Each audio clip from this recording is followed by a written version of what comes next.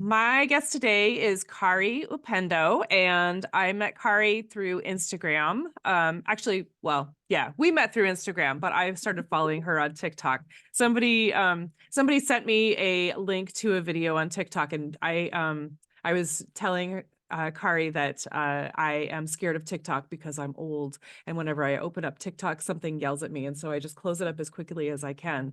But I kept it open long enough to watch the video, and I like messaged her like 6 times, no, maybe 4 times, and then it cut me off and I wasn't able to finish my message and I was so mad.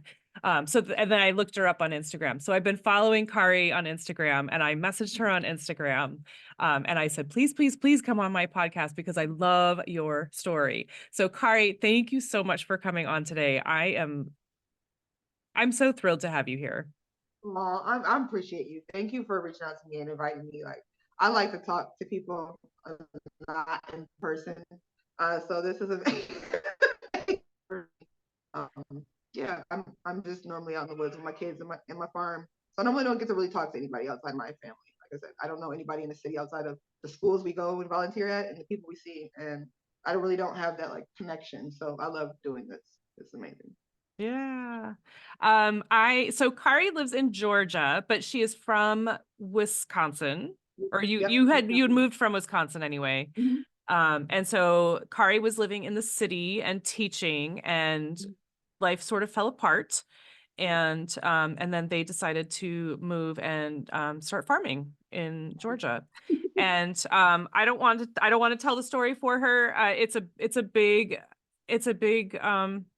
hard story, but she has done some amazing, amazing things, and she has got.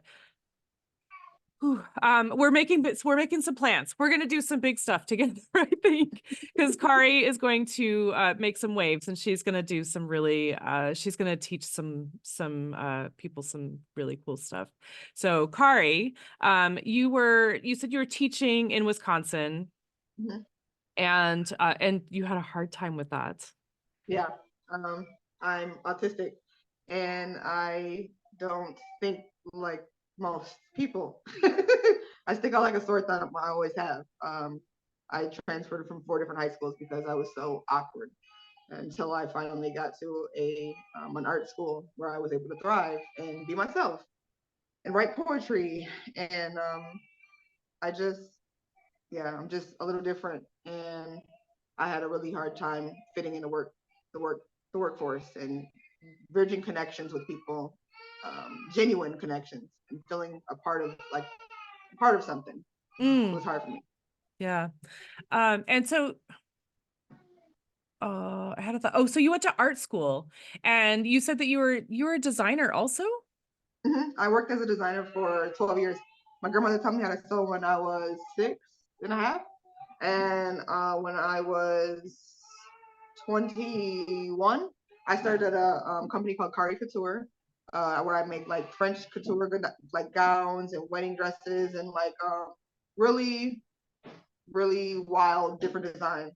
Um, Awesome. I went all the way to New York Fashion Week. I got to be on Oh my gosh. what was that guy? God, I'm such a horrible person. What is his name? Uh, Harry Connick Jr. show, and I was on there with Naomi Campbell. Oh my Um, gosh. I've had her work published in like GQ magazine, so I've done some really fun and things. Um, yeah, sewing took me a lot of places, and it was awesome. And then I did some plus size modeling. I got to do that, and that was cool. And then I got tired of that. I do like hyperfixation, so I like go through phases and try to like learn different things, and I get sick of it, and I want to move on to the next thing. That's I just feel awesome. like we get so like bottled in life and told that we need to like focus on one thing, and I've never done that. I get bored quickly. I like to like indulge in learn lots of things until I feel like I'm an expert, and then I want to go on to the next thing. When I But look die, I at all want those like things that you can do. right. Seriously. I That's mean, just and like look I'm at how gonna well get that into worked out for you, because you were saying, yeah, I mean, you were telling me before we started recording that you had lost your job and you were able to like make dresses and make all these things yeah. for people, and you wouldn't have been able to do that if you hadn't learned that skill. I literally wouldn't. I literally was so broke when I got married to my husband 10 years ago. I made my own wedding dress. Um, Yeah, so I mean, I've always figured out a way to have the things without having the money for the things. Um, I'm really resourceful in that type of way. My grandmother taught me how to be like that. And so big ups to her for real because she was the GOAT. um, yeah, Shout out to grandmothers. yeah, for Love sure. grandmothers. Yeah, That's the best. awesome. And so Karee was saying that she started working at 9 years old. You've been Yep, working I've been since you working were 9 years old. first job was a paper route. I had a 2 mile paper route. And then my second job, I was 10 and a half. My grandparents had a janitorial business called Gibson Enterprises. We would wake up in the morning and go to the Minota Library at 3 a.m. My papa would wake us up and I had 150 cubicles to clean. And then we would get home and get back on the bus at 6:40 to get ready for school. He would make us a big breakfast. We'd have, my papa's from the South, so he knows how to cook. He'd have smothered chicken, homemade apple butter, fried potatoes and onions and biscuits and fresh honey. Like it was a thing. You cleaned Um, 150 cubicles in like 2.5 hours? Me and my brother, we split them in half. And my grandfather, he started his own business with a mop and a broom. And so he worked himself up and he was getting government contracts by the time he retired. He had some of the largest government contracts in race and in Madison, government contracts. So I was really proud of him for doing that. Yeah, he was a really hard worker.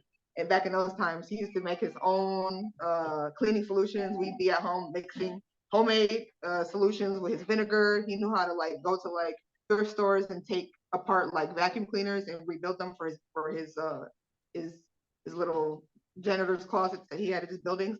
So like he was just amazing like that. He knew how to like tinker with all like the little things and fix things. Man. My grandfather was amazing. My papa would go to all the homeless shelters in Madison, and he would give out job applications, and they would talk about him, and they would say, Donald, you hiring those untrustworthy people, and my papa would give chance after chance. Even people would come in and they'd steal money out of like people's cubes or take little things out of the desk, and my papa would always back them. Like I always remember. I think that's where I got my like sense of community because my papa he did not care. He always stood by his community. Like he did not care about being talked about. He didn't care that he was known as the one who would give somebody a job that needed it. And I love that. Yeah. I feel like that's why I don't give up on people. And I'm able to like, I don't know, I just see people, I see the good in people. And I know that's a bad thing too, because sometimes being autistic, I miss like cues of like, oh, that's not probably a good person. But I don't know, I see the good in people. I do. Yeah. And he always seen the good in people. And I just felt like I was raised on love. That's amazing. Lucky you.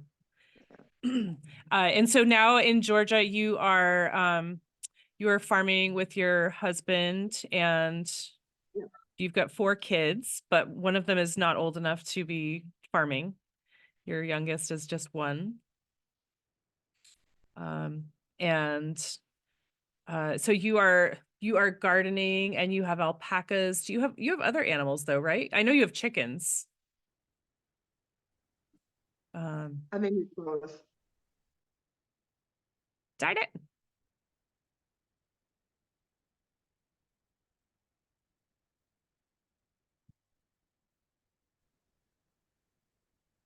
Hmm. I think I could, Okay.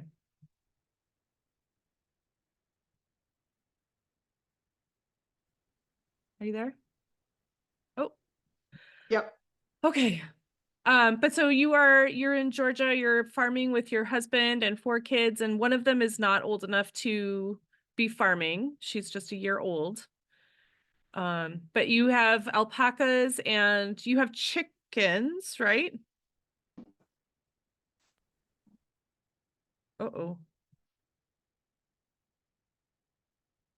Oh,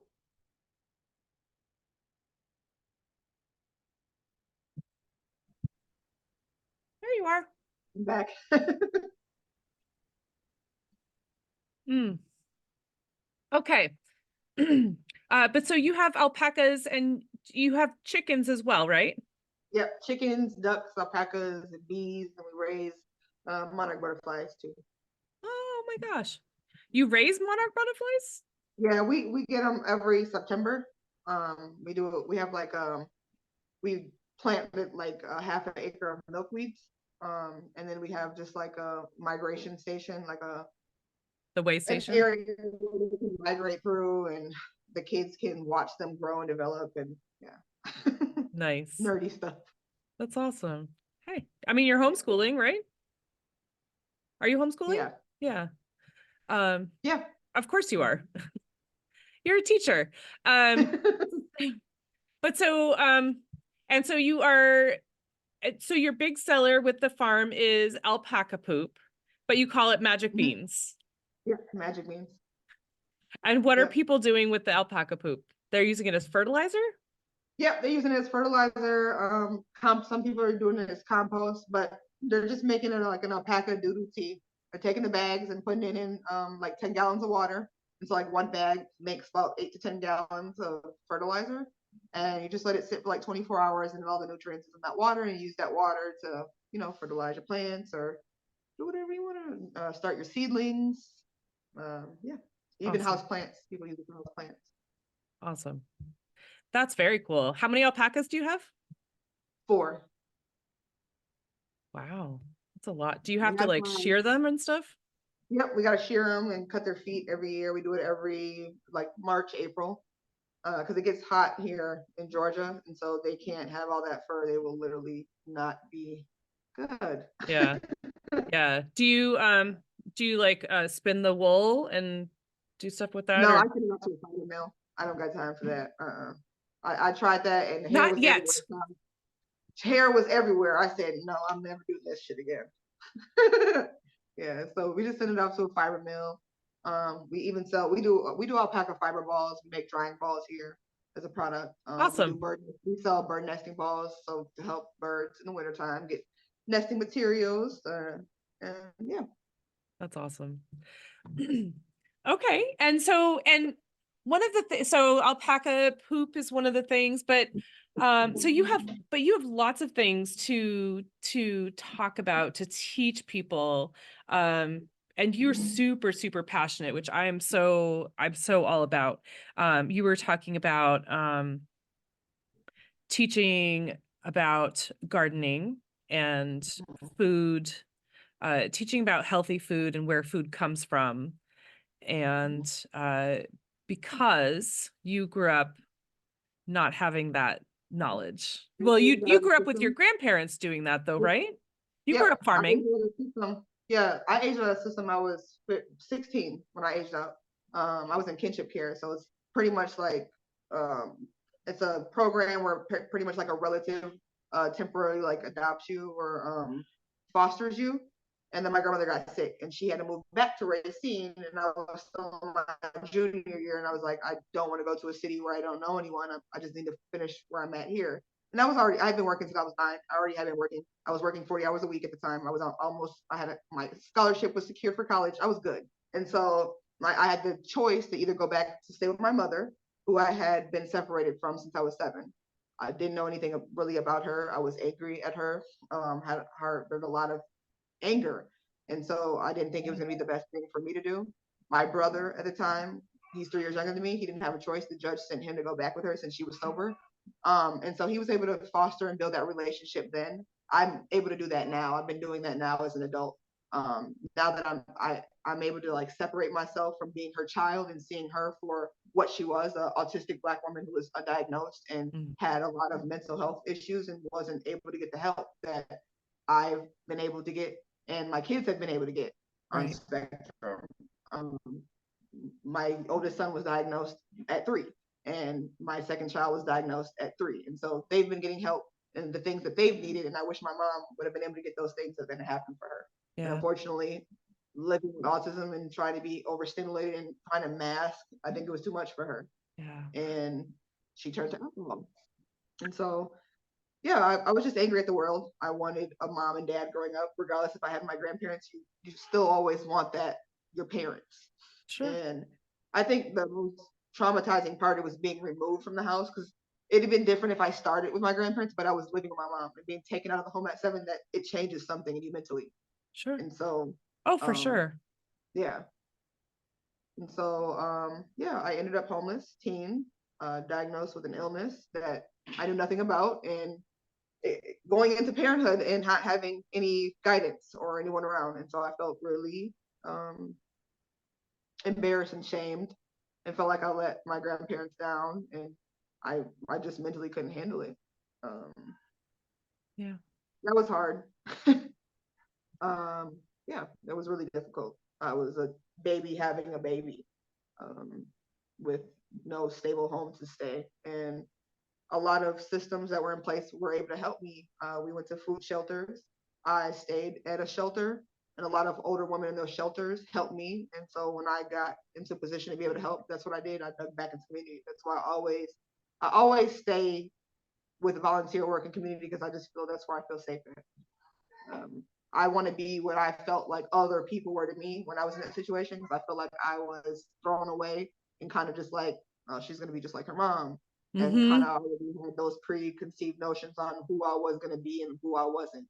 And I had this chip on my shoulder, like, I'm going to show you. And I don't know, that also was killing me. That overdrive, that chip. I felt like I had to do like all these things and be so accomplished. Yeah. And so after I would accomplish one thing, I'm like, on to the next accomplishment. And I still was not fulfilled or satisfied. It didn't matter if I had an Emmy Award. It didn't matter if I was a 4-time published author. It didn't matter if I had a Guinness Book of World Record. It didn't fucking matter. I was miserable. Right. At my core. You have something to prove always. Yeah. Exactly. Always. And it wasn't enough.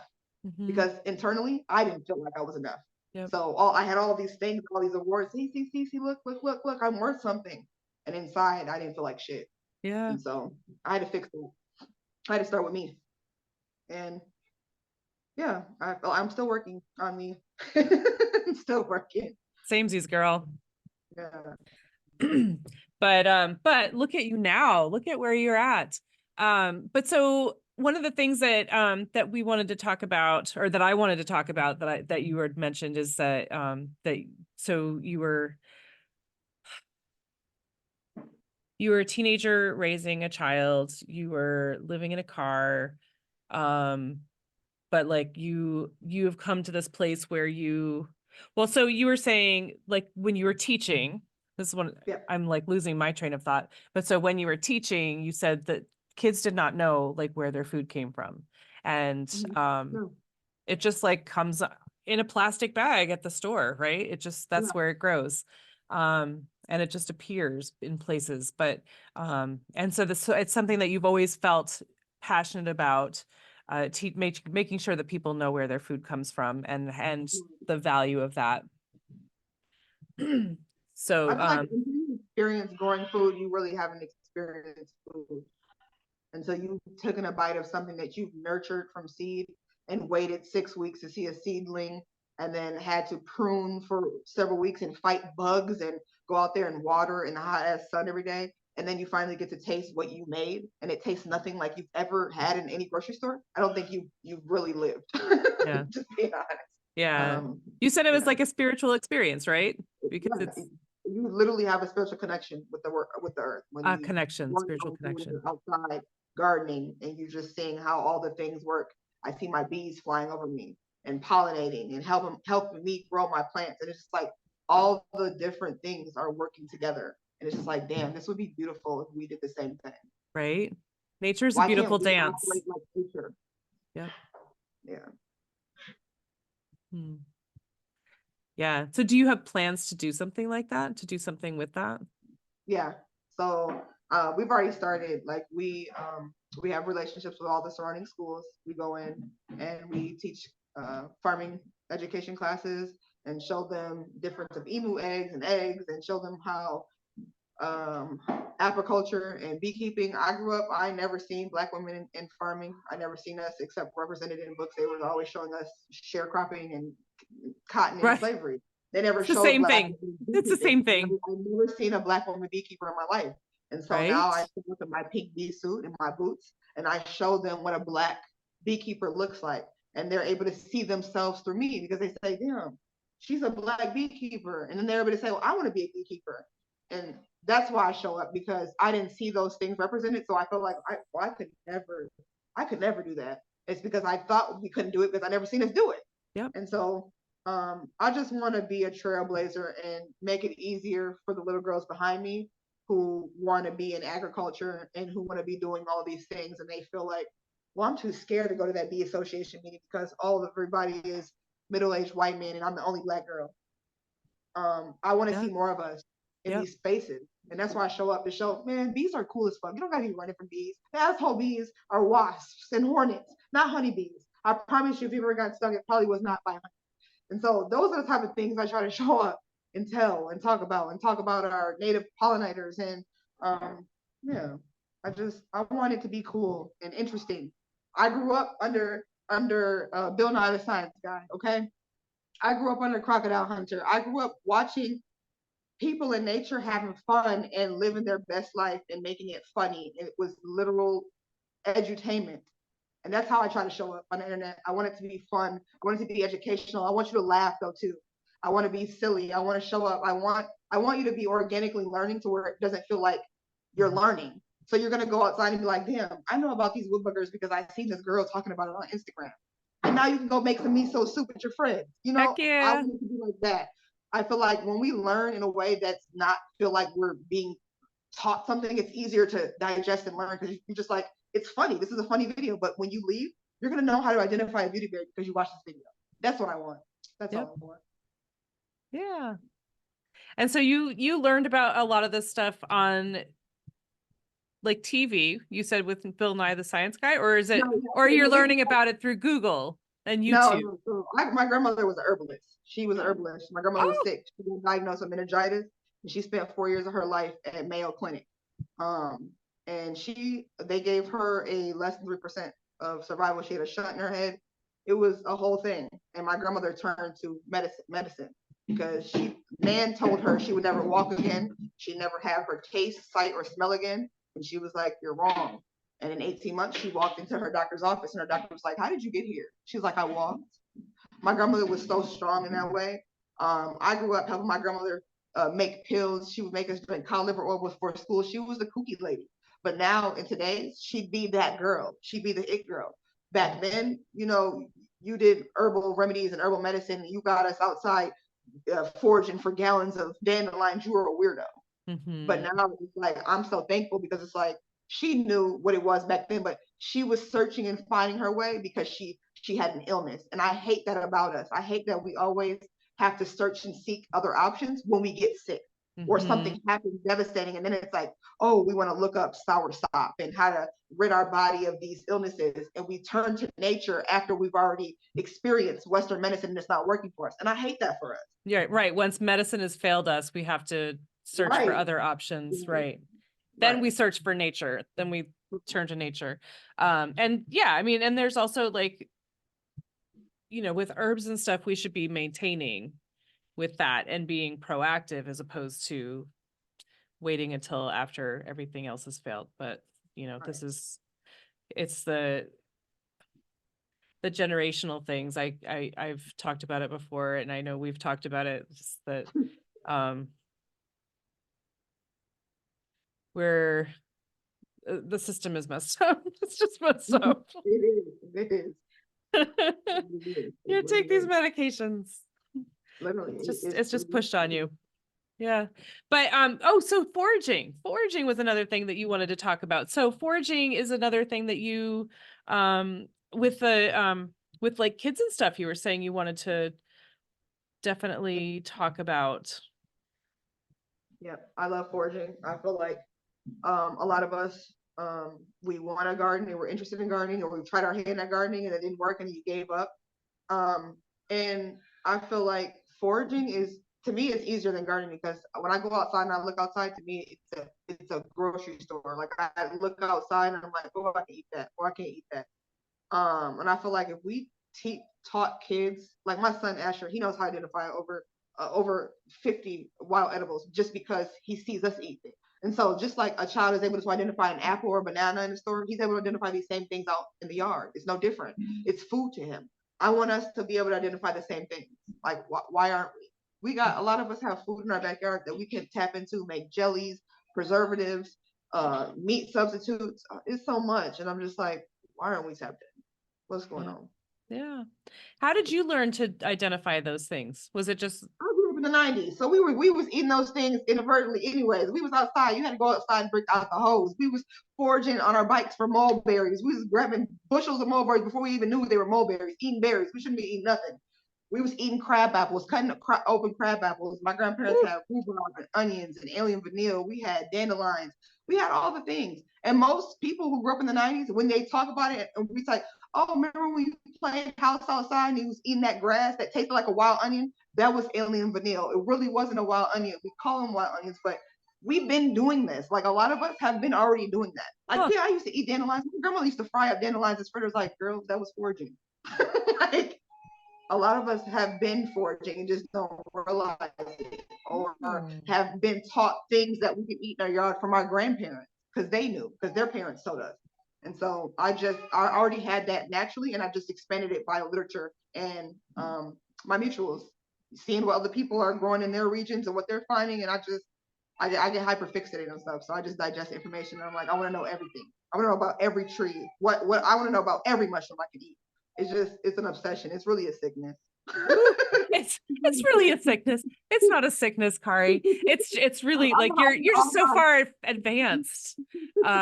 And we just need to catch up with you. It's beautiful. I mean, there are so many things that you can just do so much. And because you hyperfixate, and that's not a bad thing. I don't think it's a bad thing at all. I think it's great that you can do all these things. And what a gift you are to your family and to your community.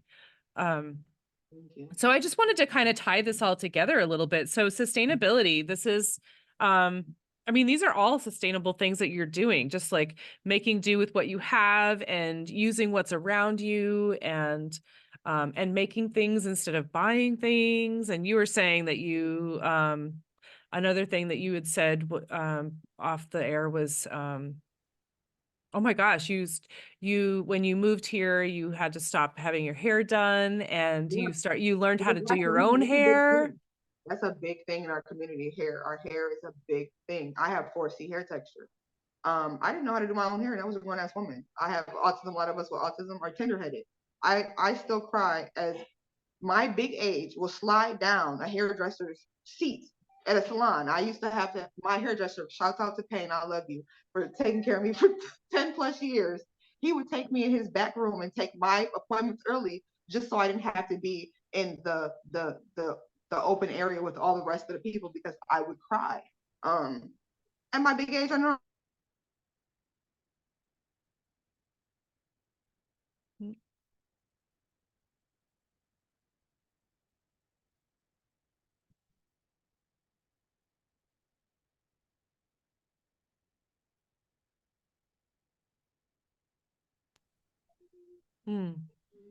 Yeah.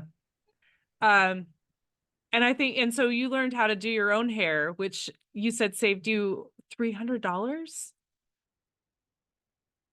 every time. Oh gosh. We're getting the freezing.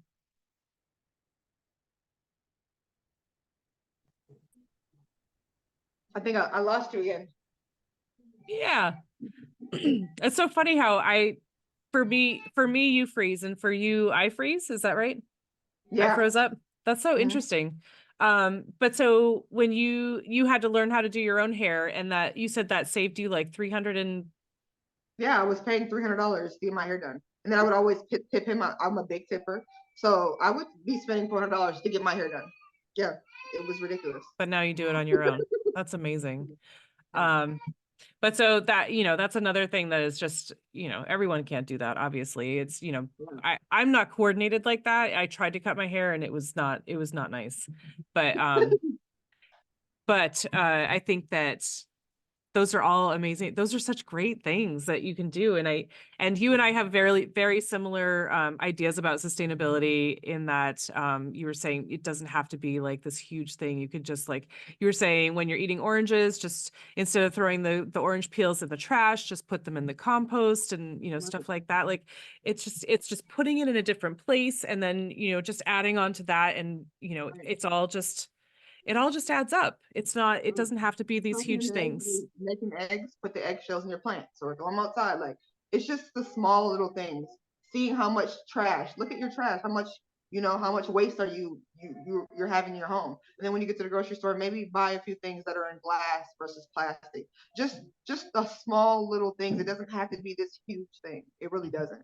Just Yeah. small little things that you see that you're gonna eventually just keep doing, and then those small things turn into big things. And then you realize, oh, I got a huge compost pile now. I can use this soil and I can grow some vegetables. And now your food waste is going towards your homestead, or even if you don't have a homestead, your apartment garden. I teach how to grow in Aldi's bags on your roof. If you don't even have land, I teach you how to grow on your roof. Like, I teach you try to grow with whatever you have, even if you just have a windowsill. I can teach you how to regrow your green onions from the grocery store. You can regrow those, put them in a cup in some water and put them in a north facing window. Like, it's the small little thing. It's just a small thing. Yeah. That's awesome. Oh my gosh. I wish I lived closer to you. Because I would love to just watch you do this and learn so much from you. But so on that note of sustainability, when I say the word sustainability, Karee, what does that mean? What does that mean specifically to you? It means community. It means a collective. It means together. It means unity, one for everybody. It means space and a spot for every person, for every little wheel makes the bigger wheel move. It means all of us. It means together. It means Yeah. we help each other. We build. We don't step on each other's neck. We build together. Yeah. Yeah. So it's more than it's more than just taking care of the earth, it's taking care of each other. And so, but like, yeah, As a whole, period. Looking out. I love that. Oh my gosh. Yeah. And so, So if you don't have the land, if you don't have the animals, there's things you can be doing now. You have a skill. I promise to God you do. There's something that you're doing that you don't even realize that you're doing that somebody literally can't do. mhm, And you can offer that, do bartering services with your friends who also have those different abilities. You can have a small group of bartering amongst your friends. Like, your friend might do sewing, you might knit, do something small and trade off and see, hey, I normally pay a cleaner every week to come, but you clean, your friend clean, support them. yep. Your friend bakes cakes. Why are you going to the bakery when your friend bakes cakes every week? It's that type of shit. Stop going outside of your community and look within who's in your community already and support. I don't know. That's just how I feel. We don't have to struggle. We really don't have to struggle like we do. We don't. We Yeah, don't. I hear that 100%. Oh my gosh. So, if people are, they want more of you, people are going to be like, I got to find this Karee person. How can people find you and get more of you? How can they find you? I'll be on TikTok. I'll be on TikTok and Instagram. That's where I'm at. I'm trying YouTube, but I'm recording on my phone. I got a phone from 2017. Okay. And yeah, so I'm trying my bestest. I'm trying my best. Okay. But your account is, it's up Upendo Estates? Yep. Yep. Upendo Estates. Upendo And my last Estates. name, Upendo, means love in Swahili. That's why we named our farm Upendo Estates Farm, like the love farm. So, Oh my gosh, that's so great. Oh thank you. wow. So oh wow, this has been awesome. I love this so much. Karee, this is not the last that we're gonna see of each other. I promise you, I'm gonna reach out. We're gonna do something more. But I hope that everyone has enjoyed this. I thank you so much for hanging out with me. And yeah, we'll talk again. Thank you. Okay. And I am gonna